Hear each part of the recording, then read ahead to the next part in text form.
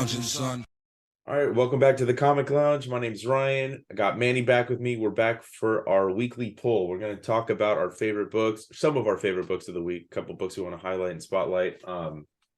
I've been loving this, dude. I just want to say this before we talk the books, dude. I've been loving doing the picks of the week. I watched the growth of where we're slowly getting each week. The numbers are going up, so we're getting more people watching it, and that's always kind of cool. Yeah, I was noticing that too, man. Like we're getting some decent numbers. I'm glad people are watching. I mean, and I look through YouTube and then there's not a lot of people doing weekly picks, which I think is such a great idea just to to get the word out there. It gives people something to look forward to every week. With new comics, it's fun, man. I've been enjoying it too. So yeah, and and it's it cool. also it helps me stay on track reading things and not letting shit pile up. Because Yeah. I mean, still my to read pile is freaking big right now, but it's getting smaller. And thanks to this, I'm kind of staying more current. So Yeah, I think I've said this to you. I know I've said this to somebody. I don't know. I've told a lot of people.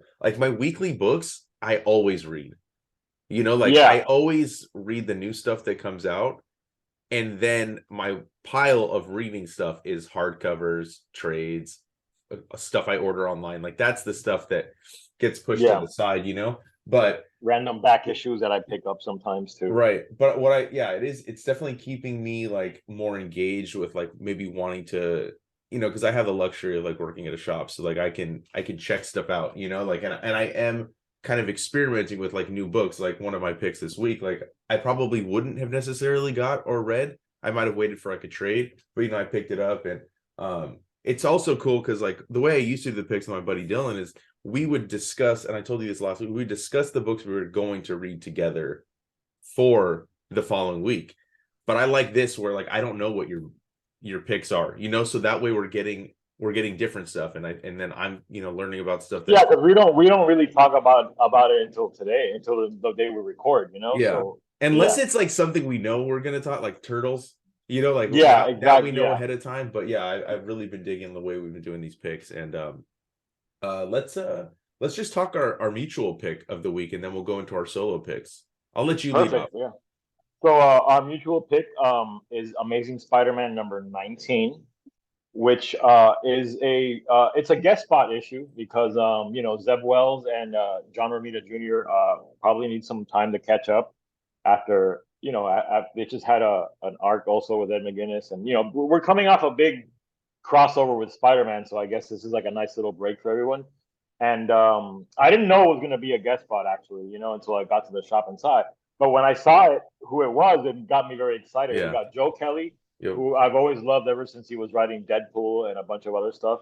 And then we got the Dodsons. You got Terry and Rachel on art, which is always great, man. It's always a pleasure to watch their art. And of course, this issue is also focusing on Black Cat, a character that the Dodsons have always been associated and connected with. So all that put together made it the first book I read when I got home from the shop that day. And I loved it, man. This was a great issue. It looks like it's going to be a little 2-issue run. And I don't know, to me, it seemed like classic Spidey. Basically, the setup is, after this chaotic period that Spider-Man's gone through, he's sort of having a really good moment in his life right now. He's, casually dating Black Cat. They're going on dates and going on adventures together. And she proposes a little weekend getaway. But of course, it being the infamous Parker Luck, the weekend getaway sort of takes a very interesting turn. And I don't want to ruin it because part of the pleasure is sort of seeing how it all develops and how it gets ruined. And the book was a lot of fun, man. It has a romantic comedy vibe, and the interplay between all the characters and the surprise character that they run into on their weekend getaway. It's such a great dynamic with these characters that is focusing. And then the quote unquote villains introduced are a lot of fun. It was a great issue, and it seemed like the fun classic Spider-Man story that we all enjoy. Yep. A little bit on the breezier side. It's not too heavy. Lots of jokes and well written jokes, and the characterization is great. I mean, I love Felicia and Peter together. Oh, dude, me too. I know, Mary Jane is his one true love, but Felicia is that one girlfriend that that we probably all had, or that one partner that we probably all had, that it may not be the one, but there's always something there, and the attraction is always there, and the chemistry is always great, you know. So like their back and forth is great. You know, it has like a screwball comedy vibe, their relationship, and I love it, man. It's always a pleasure to see Peter and Black Cat out on a mission or out on a date, and this issue is filled with moments like that. So I loved it, and a great cover by John Romita Jr. too, Oh with them yeah, dude. I fighting mean, ninjas. You the know? minute I saw, because I was kind of like, I like to plan it out a little bit, at least for me. So I'll check out because like our list on my on my at my shop online, we can like add stuff, and on Thursday nights is when the list gets updated. But like I'll start looking like Sunday night, maybe Monday, saying like, okay, like what books am I going to want to talk about this week? That way I can make sure like I get them and put them to the top of my pile. And I saw that it was the Black Cat issue. And I was like, oh yes, definitely. You know, and like Joe Kelly, he's the one that really like leaned into the humor side of Deadpool Mm-hmm. in that initial ongoing that he had. And he is such a good Spider-Man writer. When he was part of that, it was like I think there was like 4 writers back then. It was Wade, Joe Kelly, I think Bob Gale was a part of it too. It was like the Brand New Day, I think, right? That's when Yeah, they were doing that. So he's just his humor. It's like it's not corny, you know what I mean? Like it's just the right amount. And yeah, like I totally agree. Like Black Cat, if he's not gonna be with Mary Jane, this is kind of who I would rather him be with. And Black Cat yeah, for such a long time, when Peter took away everyone's memories of who he was, she started becoming more of a villain again. And then during I think it was during Nick Spencer's run, right, where he like yeah, showed her who he was again, and then her complete demeanor, you know, like her complete thought process almost like completely changed, you know. And to be able to see her back in the book, and she's been a part of the Spider-Man books for a few years now again, but it is a cool dynamic, and who they run into was very funny. I yeah, like that whole interaction actually, and I wouldn't want to spoil it either, because it definitely is what makes the book so charming. um but it is cool to see Joe Kelly back writing a little small arc. And I just love where Peter's at right now. I'm excited to learn like kind of what got him to this point, because between the yeah. last series and this series, something happens. If you've been following it, in issue 1, you see like he was with Mary Jane before, and then now he's not. So I And do she's like, apparently married or with someone, you know, yeah, she's, like. yeah. So there's a lot to like uncover, And but Peter's working for Norman Osborn, you I know, know like. it's so Yeah, weird, but it works, you know, like this run yeah, has been really good. Zeb Wells has been killing it. And this, usually sometimes you get a fill in, it's like, you're like, oh man, it's taking me out yeah, of the story, you know. But this is such a good like kind of jump. It doesn't feel like they're ignoring what's been going on, you know, but it's like now he's just taking a little break, gonna go enjoy himself. But as you said, Parker Luck always wins out, and some shit's gonna go down, you know, whether it's running into somebody or it's what's going on as we, you know, got to the end of the book with the yeah. cliffhanger. But you nailed it. I mean, just because if you know if you're only gonna seek this out because you like Joe Kelly and the Dodsons, like keep reading Spider-Man right now. It's at a high point in its history, and it has that classic feel that I loved about Spider-Man growing up, which is, you know, a lot of fun, great great extended cast of characters, which is always very important to Spider-Man, you know. And the writers right now and the whole team seems to really understand that. So great fill-in issue, great run so far. So definitely add Amazing Spider-Man to your pull list every month, because you won't be disappointed with it. I'm gonna talk pick, if that's cool next. Yeah, go for it. I'm gonna talk Static Shadows of Dakota. It's considered season 2. I think that's the way Milestone has been breaking it down. Anybody that's been watching my channel for a few years, I've mentioned Milestone a lot. I've interviewed like Dennis Cowan a few times. Like I love the Milestone imprint. I have since I was younger.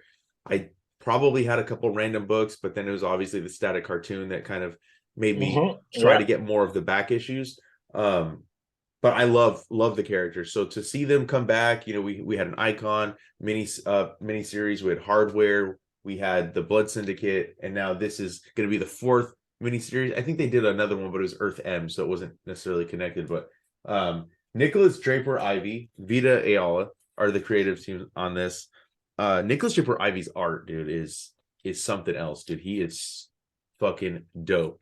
Like, definitely has a lot of manga influences. and the way that the book is colored, it just has like a very, like almost like you're looking at an animated series. I don't know how else to kind of describe it, but like just like it's not showing it very well. Yeah. But it's just very cool to see these characters back in the forefront. I'm glad that they're separate. They tried to integrate them like during New 52 is when they tried to do Mhm. it, and it just didn't feel right. Like I feel like they should get their own spotlight, and they're coming up I on the agree. 30th anniversary, or it is the 30th anniversary this year. That this month, they have Icon versus Hardware is coming out. We got a milestone 30th anniversary special. Just a lot of cool stuff. I know there's a static movie in the works. This, if you haven't read the first series, I wouldn't say necessarily that this is the best of jumping on points. I would say you probably want to check out the first miniseries they did. But if you are a fan of Milestone and you have not been paying attention and you didn't know they were back, definitely go pick it up. Virgil Hawkins is like the Spider-Man of, it's funny that we're just 100%, man. he's the Yeah. Spider-Man of the Dakota verse, and from costume design to powers, like he's, they're talking about the Bang Babies, which is all the people that were affected by what they called the Big Bang in Dakota, and gave all these people their powers. And it doesn't really focus on too much of the supporting cast, which I really love. His friends, so Richie and Frida, like they're more like a voice like that you hear, like he's on the phone, but the way that he always stands up for people, like just as simple as like there's a homeless lady that's sitting on the corner, the cops start harassing her, trying to keep the city safe, and he's like, no, she's with me, and like he brings her lunch. So like just that opening scene just kind of shows you who he is, who he's about, what he's about. And he's just like, and he's a genius too. Like he's very, very smart. And I love that they make a connection with him in Hardware in the first miniseries. I'm kind of talking more about the first miniseries, but I definitely think that this is a book, if it's not on your radar, if the other books are not on your radar, I wanted to give a quick shout out. I can't really divulge too much of the plot of this one because it will kind of spoil what's going on, but it does end on a pretty dope cliffhanger, which looks like it's a return of an older villain. And it's very interconnected. It definitely touches on stuff, and it talks about stuff that was happening in the other miniseries. Like Blood Syndicate just ended a few months back. Jeffrey Thorne wrote that book. Another great entry point into this into the Milestone universe. And yeah, I just wanted to give a quick shout out to it. Definitely go pick it up. Really dope book, dope art. The art alone, I mean, if I'm being honest with you, is like the main pull for me, besides the fact that I love the characters. But definitely go check it out. Yeah, I gotta add some of the milestone books because, like you, like I was, about 14, 15 when milestone first dropped, and I remember like how cool it was and how new and different and like how awesome everything looked, and like the paper stock was cool, like just really good looking book. So yeah, I Like gotta look, add that, man. like just that's the image of this villain That that's going. It's just all that's a black. Like that's I'm glad to see milestone back. It's a very important line that honestly, like DC should have always probably kept going because lots of great creators, lots of great characters. Yeah, I definitely think there was a lot behind the scenes that was going on that was kind of keeping Yeah. it from coming back. I know that, speaking to Dennis, like Jim Lee was always behind the scenes trying to get it back. Like he was one of the biggest supporters. Oh wow, yeah. Yeah, yeah, which I didn't know. And like you wouldn't be able to tell unless like you knew the inner workings. And when Dennis told me that, I was Yeah. like, good on Jim Lee, dude. Like he knows his shit. He knows that this has an important place. It's a very diverse group of characters.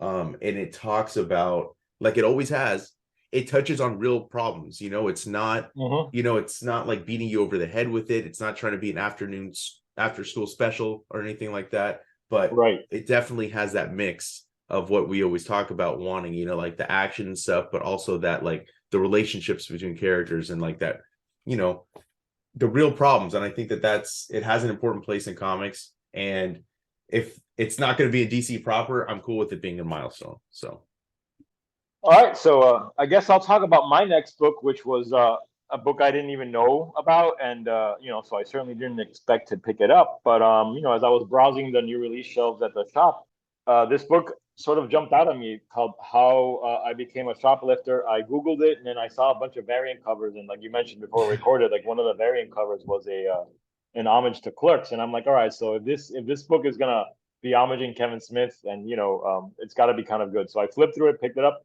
and I had a lot of fun with it. It's almost like a teen. I would call it like a teen comedy. It takes place. It has three different little stories in it. The first one, which takes place, think it's in 1998, and it's just about these two characters. They're best friends, and they commit petty crimes and petty vandalism, like just stupid teenage stuff. It's not like they're hardened criminals or doing anything bad. Like for instance, like one of the stories is about them trying to sneak into what is essentially a Smash Mouth concert, so they can impress some girls.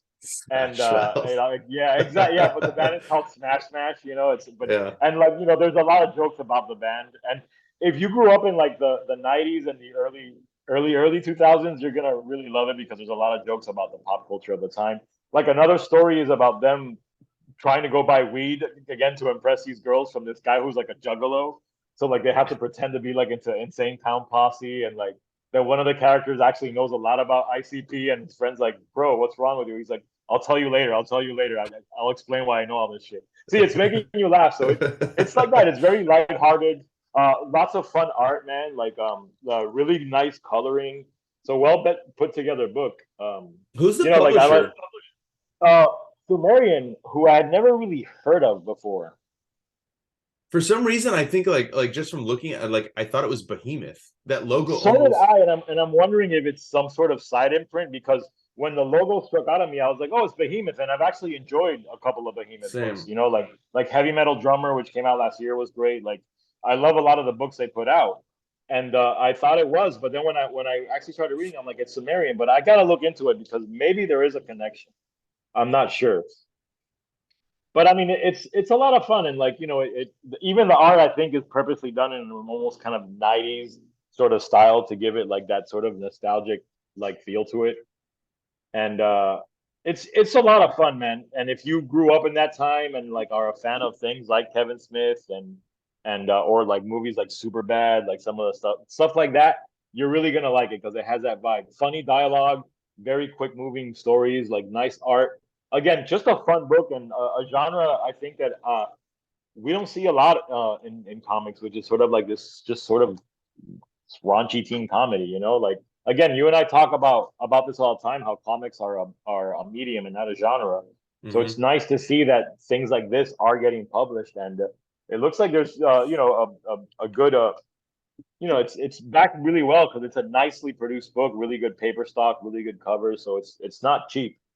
But it's great, and I think I'm gonna be on board. It's gonna be 3 issues from what I looked online, so I'm definitely gonna stick with it and see where it goes. And I want to check out more stuff by this writer, Tom Brayfogle. I'm not sure what he's done. Don't know if there's any relation to To Norm Norm, yeah. Brayfogle. Yeah, That's what I thought too. When I saw, I'm like yeah, Brayfogle, and then I looked closer. I was like, okay, it's not that but Brayfogle. no, but I just followed him on Twitter and see to see what he's all about, see if he's written anything else. But yeah, man, it's a lot of fun. So if you're looking for a fun book like the one we talked about last week, like Quick Stops, like in that vein, pick up How I Became a Shoplifter. Especially if you were an adolescent in the late '90s, you're definitely gonna dig a lot of the jokes, man. So Yeah, that's that book my sounds second funny. pick. That book Yeah, it sounds is. good. It's a Like I lot of said, fun. I saw the cover. I'm not knocking it for it, but it's so funny that we're in the era of these like long ass titles. You know? Oh, dude, yeah, yeah. Like something is killing the children. Like, yeah, Yeah. like I make those jokes all the time because What's I the mean, furthest place from here? It's like you're yeah, giving us books that are a sentence. Like that's the name of the book. It's yeah, a full sentence, you know? So it's kind of funny that I like, not to knock any of the books. Like I'm not yeah, making yeah. fun of No, it. no. It's just like a thing in pop culture. Like movies are kind of like that now, and even some novels have titles like that. Yeah. Just So I interesting. get It's it is, it interesting to is. see like why. Like what about it is so like appealing, to make your book that Yeah, long as of a a writer title? create, because before you'd hear like, oh, you want like a one word punchy title that people can remember. But obviously it works because like the titles are long, but I do remember them. So That's I true. get Yeah, they do there stick is in a your head. memorability to it. So, but Yeah. yeah, that's my second book, man, and I'm definitely gonna look to see what else Sumerian may be publishing. whether or not they're connected to Behemoth. Again, if they're not, I'm sorry, I didn't mean to connect to publishers when they're not. But either way, Sumerian and Behemoth, both good publishers, both put in books. So yeah, grab this one, man. Yeah, I, I'll I check had it a lot of out. fun with it. All right, my next pick, I guess my last pick is a book that I picked up because of Dan Panosian. He's the writer. Albor, I don't know how to say his last name. Talahik, maybe. Uh, and it's from AWA. I picked it up, like I said, I picked it up because of Panosian. The concept of was like a 70s rock star. I forgot like the whole pitch of it. But the quote, like the first sentence when you open the book, before rock and roll legend Jack King died, he recorded one last song. People are dying to hear it. So the entire and like this is the cover for the book, by the way. And Oh, dude, I mean that AWA looks like cool. AWA like every series they publish is basically 4 issues for the most part, right? They'll have a 5 issue series in it. They got a lot of good like big name creators. Axel Alonso is like at the top of the company. I think I talked about Trojan a few weeks back, was one of my picks. And I just kind of like, let me try out these first issues because a lot of the concepts sound kind of interesting. Now, the whole book, for the most part, seems pretty normal.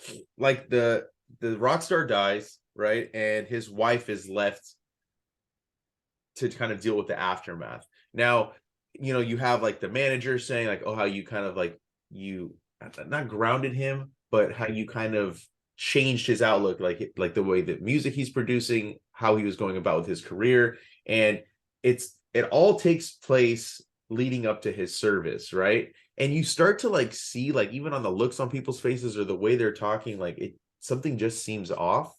And that in and of itself didn't necessarily grab me or like make me want to continue reading, but it was the end of the book, which is kind of what made me like, okay, I'll talk about this book now. Like I didn't really have a lot to say. It was good, writing was good, the art was good, but then all of a sudden she's sitting in a room. Like I'm going to spoil it because that's the only way I can really like maybe get somebody to want to pick it up. I think that's not true.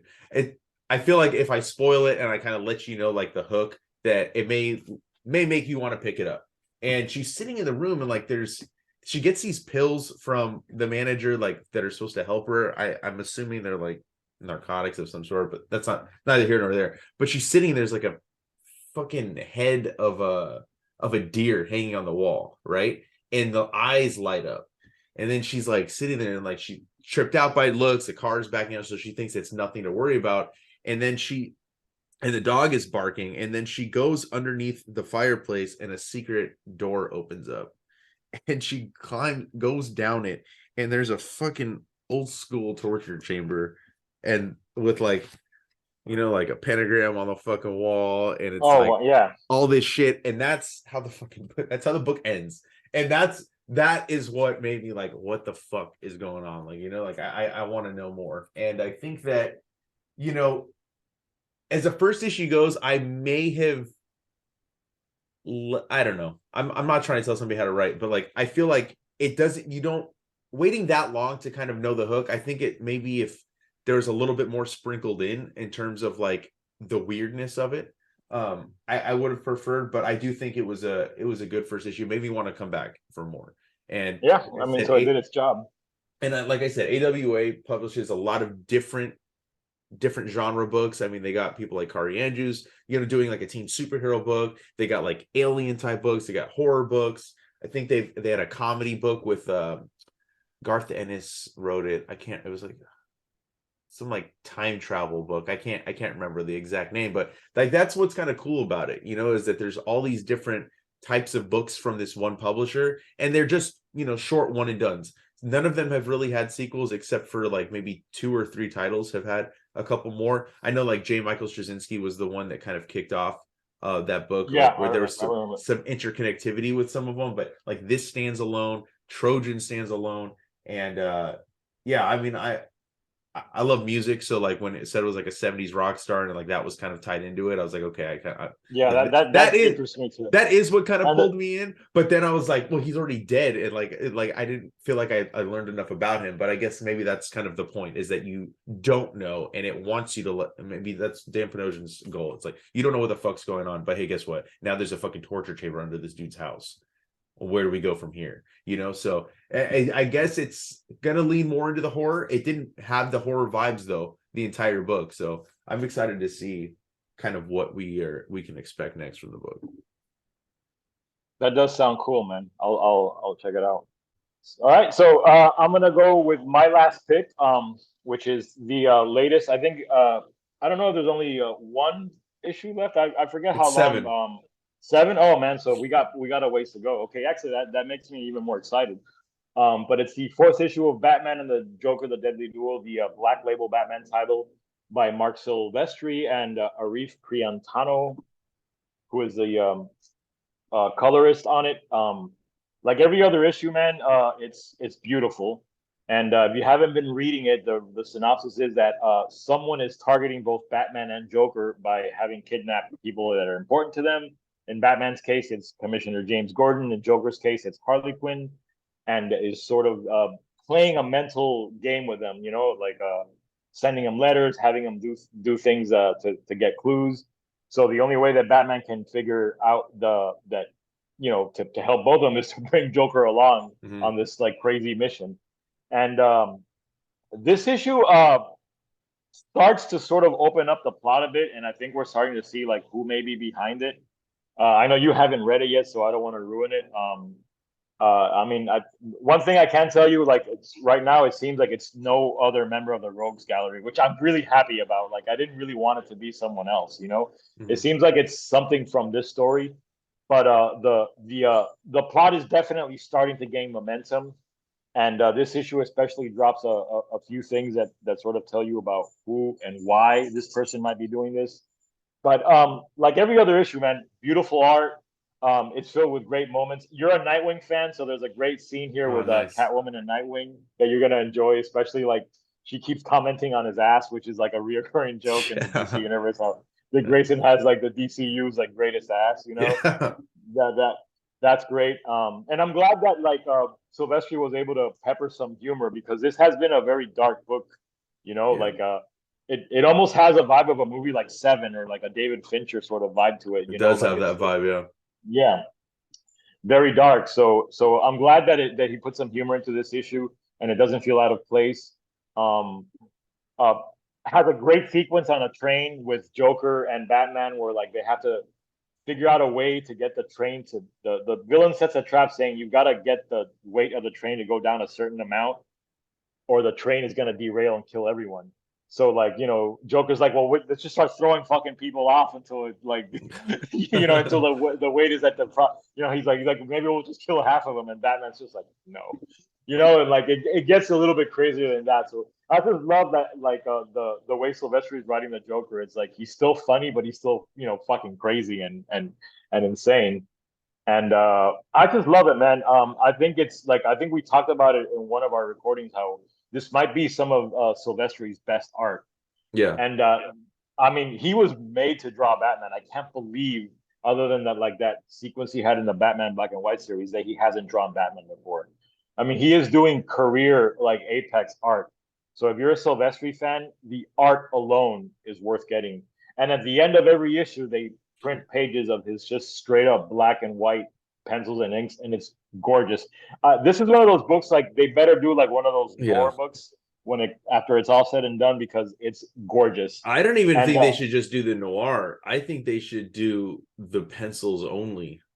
yes, dude, like maybe Because do the like noir an would artist be, edition type yeah, like because the type thing. noir Yeah, would be, it would just be like inked, at least fully inked. But like yeah, I kind of want to just see the straight pencils because like the rendering on that, and we talked about that last time too. Like it's insane, dude. Like this dude has been yeah, doing comics for at least, I don't think I'm wrong in saying this, at least 40 years.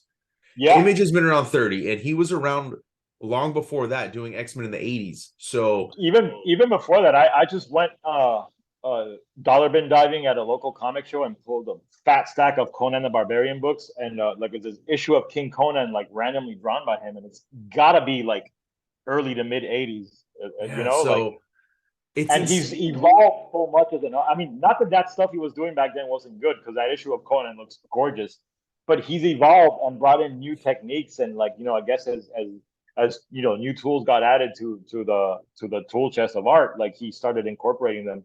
I mean, bar none, he's probably like, as much as I love all the Image founding fathers, like I think he may be the best of them.